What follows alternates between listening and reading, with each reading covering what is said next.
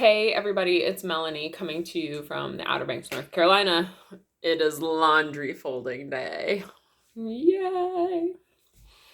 So, I wanted to make this video. I've been called to make this video for about a week now. And the calling came while I was driving out to feed Lucky. And I then watched a video today that talks about abortion and what it truly means. And so abortion is something, I'm in my jammies, I don't care. Abortion is something that came up for us in our family unit. I'm a mother of 3 girls. They're 12, 10, and 9. Nope, I lied. 12, 11, and 9. We just had a birthday last week. So I forget that she's already turned the big 11. But I wanted to get on here and talk about abortion because it's something that did affect our family back in the year of 2013.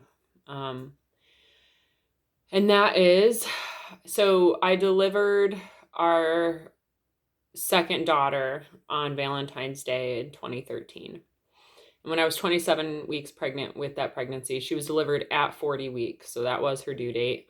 She was delivered via C-section. And it was because we chose the doctor that had previously delivered her sister 15 months prior, because we wanted the same physician. We wanted the familiarity of it. We weren't allowed to have a vaginal birth after cesarean in that hospital, and thank God we didn't, because at 27 weeks during that pregnancy, I felt a large tearing sensation, as if someone was tearing me open with a knife inside. I woke up at 3 o'clock in the morning, was completely asleep, woke up. My husband was at work. He worked night shift at a factory, and I felt this tearing sensation. I called the midwife. She said, "Oh, it's just like a pre-contraction." I was like, "Lady, I had contractions with my first pregnancy. This is nothing like that. I cannot describe the pain to you." And she's like, "Well, if the pain's gone, you're probably fine." Come to find out that at delivery, I had what was called a uterine window. And so the uterus is normally about this thick. It's about 7 millimeters thick. And mine was 0 to, I think they said 2 millimeters in thickness, because it had torn part of the way through, almost all the way through. And it was called a uterine window. They could see the baby inside the uterus floating around Lulu. They could see her hair, they could see all the features of her face and her ears, and that was very high risk. It could have torn at any point. I fell down at full term, walking up our icy driveway, and I also got kicked by a horse when I was trying to help her deliver her baby at like 38 weeks pregnant. So I could have died multiple occasions had I had a uterine rupture where we lived. There was no way I would have gotten to the hospital in time, and we would have both been dead. But by the grace of God, we survived. So upon leaving the hospital, I suffered postpartum depression with our first kid. Let me insert that. But postpartum depression that was controlled by an antidepressant of Paxil. Upon leaving the hospital, they said, "You are never to get pregnant again. If you get pregnant, you definitely have a very high risk of losing not only the baby, but your life. And we highly suggest and recommend that you never have another pregnancy." Okay, we don't want another pregnancy. We only wanted 2 children. They were planned. Lily was 6 months old when we got pregnant with Lulu. We wanted them close together because we wanted them to be friends in life. And I had 2 nieces that were very close in age. And I wanted that for my daughters. I wanted them to have like a best friend. I'd always wanted twins. It was close enough to me. Lily was 15 months old when Lulu was born. And it was a wonderful experience. I ended up going through postpartum psychosis with Louisa, and that's Lulu. That's her nickname. I went through postpartum psychosis and ended up very suicidal, ended up in the psychiatric ward not once but twice, ended up on a variety of different medications, ended up diagnosed as bipolar, ended up becoming addicted to opioid medication because of the physical pain I was in postpartum, as well as the mental numbing that I needed and wanted at the time because of all of the childhood wounding and trauma that I had that was coming up becoming this mother. And we had no intention ever of getting pregnant again. Fast forward to Lulu being 7 months of age, learning to crawl. Lily's 2.5 going on 3. And Chris has an affair. We're separated. I'm living in my parents' house. And by the grace of God, we start to be able to like repair our marriage. And I had gotten clean of opioids at that time. And we were starting to go to church again. We were going to Catholic church at the time. I had met Jesus, it was like the beginning of September, I think right around our wedding anniversary. And I have a previous video about that, but I was detoxing and Chris had walked in. He was having this affair at the time, which I didn't know about until after getting sober. And I said, please help me, do something to help me. It was like 3 days into detox off of really hardcore opioids, and my body was ravaged by detox symptoms. And I was like, please help me. And he goes, nobody can help you. And he just walked out.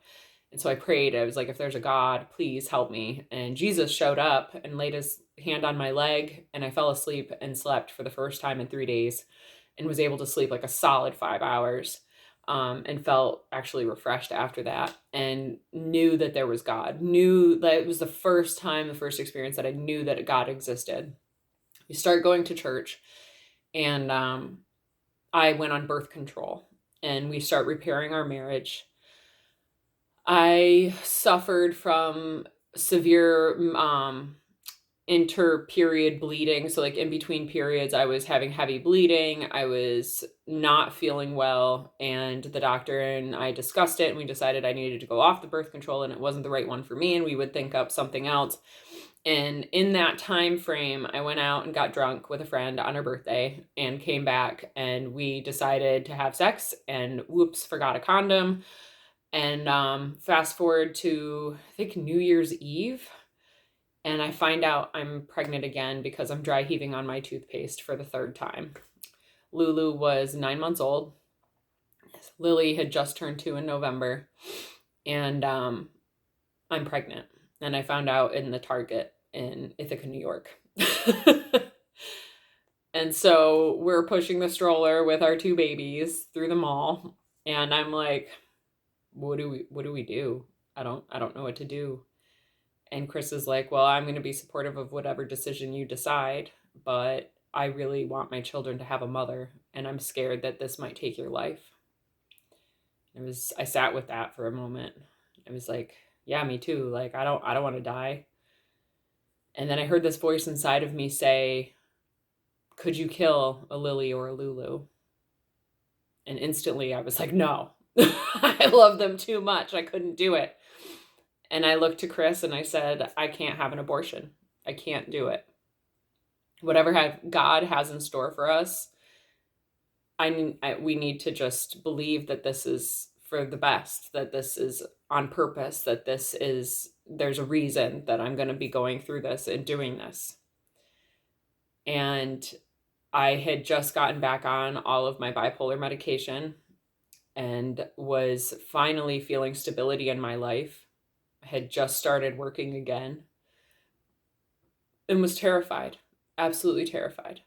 Not only could I die, the baby could die, and I could suffer severe mental psychosis, since that was the pattern from the previous 2 pregnancies. And I was terrified that I was going to have to go through this again. But I knew there was a purpose and a reason. And so we hung in there and we stuck to it, and we didn't tell any of our family. I applied for high-risk university hospitals on the East Coast and couldn't find anything. I was a travel nurse at the time in high-risk labor and delivery. And so I said, at least I work in the right department.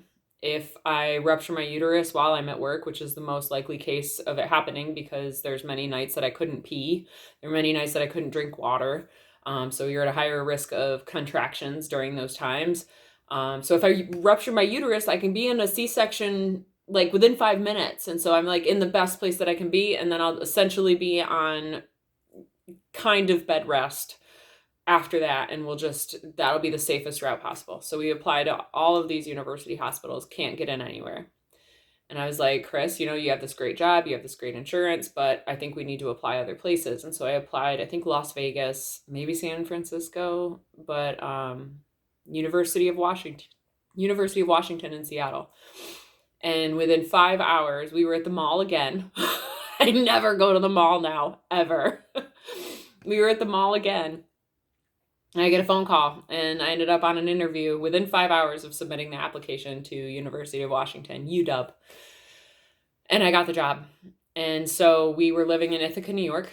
I was working in Bronxville, New York, and my contract was over mid-March. And so within 2 weeks after that, we were headed to University of Washington. And so April 5th was my start date.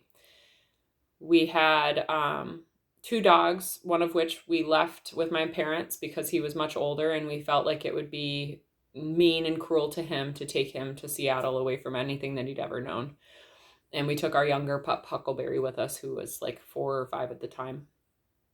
And we departed to Seattle, and Chris quit his job. He had great retirement. He had great salary. He had great benefits, fully covered insurance, 1,000% covered, like nothing. We paid for nothing when it came for healthcare. And we up and left it. And we co-bred his insurance for $1,100 a month and moved to Seattle for a great paying job. And in Seattle, I worked all the way till the very end. It was 38 in 3 days or 38 in 4 days. And I delivered at 38 in 5 days, I believe, 38 weeks and 5 days. 28 weeks started contracting, having the similar tearing symptoms. I got an MRI, when I was pregnant, which was very interesting because the fetus looks very strange and their eyeballs are like, in their skull is like poking out. And it was so weird. They discovered that the uterus was only 1 to 3 millimeters in thickness, and they recommended I quit working. I was the only person able to work at the time because Chris was caring for the kids, and no salary that he could go and try to make was going to cover all of our bills and expenses. And so I just kept working. God protected me through that. I didn't truly know God like I know him now, and it's only been like 2 weeks of knowing him, but I know him now. And by the grace of God, I made it to 38 weeks and 5 days, and they delivered me as a planned cesarean, a confirmed uterine window again, but we delivered a healthy baby girl of 8 pounds and 14 ounces because I grow ginormous kids. She was 1 week and 2 days early. At 8:14, Lulu was 1 week early, or right on time at 9:06, and Lily was 1 week late at 9:14. So I grew these like really big kids. My uterus, by the grace of God, was strong enough to withstand it, and we delivered Scarlett. I went through postpartum psychosis. I went through drug addiction again. I went through debilitating pain. I started smoking marijuana into the 3rd trimester of her pregnancy because I couldn't keep any food down, not realizing that like food and nutrition actually play a huge role in our healthcare system, right? And returned back to upstate New York after a year. And that was because it was a huge struggle with 3 babies, all in diapers, living across the country with absolutely no family to help. We were drowning, and so we moved home. And when we moved home, I then went to work 4 hours away. Once a week, I would drive up, work 3 days in a row, and then drive back home. And became addicted to drugs again through my job, smoking marijuana the entire time. Having psychotic episodes again. However, having her be there, she was this ball of love and light from the day she was born. She was the happiest baby, except if you tried to give her to anybody but her parents. She hated everybody. Except this one guy named Nick Hamby. If you're watching this, hey Nick, we show her your picture and we say, he is the only man, only human that could hold you beside your parents. He was the only one you would allow to have hold you from birth. Anybody else that tried, she just screamed. And it was because she was so empathic. She could feel so much of everybody else's energy. And she changed me. She truly changed me. throughout her entire childhood, there were so many times where I was so angry, resentful, broken, whatever it was that I was dealing with when it came to mental illness. That little girl basically held my hand and told me she loved me anyways. Anybody else would run for their lives, and that little girl would come and give me the biggest hug and wrap her arms around me, 2 years old, with a binky in her mouth. We called it a Mimi. And she'd have that Mimi in her mouth. She'd go, "Mommy, hug." And she'd come and hug me. And that was God hugging me, even though I couldn't see it then. And I guess I share this story to anybody that's questioning whether they should have an abortion. God has a plan for you. He would not have given you the gift of creation if he didn't have a plan for you. If you're 15, 16 years old, there's a reason. Granted, we shouldn't be having sex at 15 and 16. We should be waiting for our sacred partner that God has for us. We should be saving ourselves for marriage. We should be not doing drugs and alcohol to get us into those circumstances. But I can tell you that by going through with what God has planned for you, that baby most likely will change your life for the better. I wanted to share a picture of her with you guys. This is her when we first moved to the beach. And this came off of Great Graham's refrigerator after she passed away.